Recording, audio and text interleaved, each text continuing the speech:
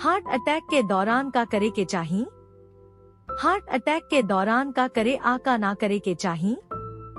Heart attack से पीड़ित आदमी के बचावे खातिर प्राथमिक चिकित्सा।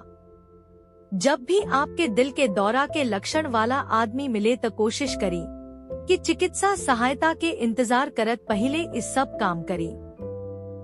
एक तत्काल चिकित्सा सहायता खातिर आपातकालीन नंबर पर फोन करी।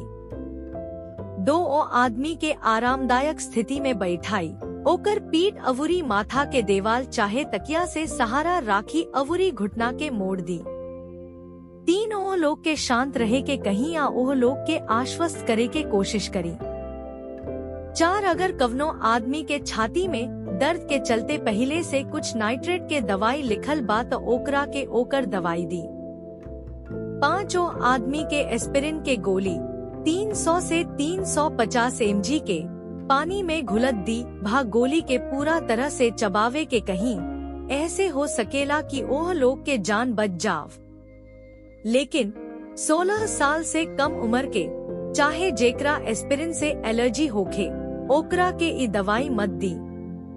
यह दवाई के दहला से खून के नली में थक्का भा पट्टिका के निर्माण ना हो सके, जवना से दिल के दौरा पड़ेला।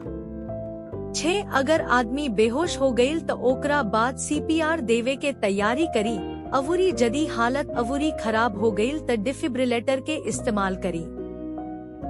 CPR में लगभग 100 से 120 प्रति मिनट के कड़ा छाती के संपीड़न होखेला।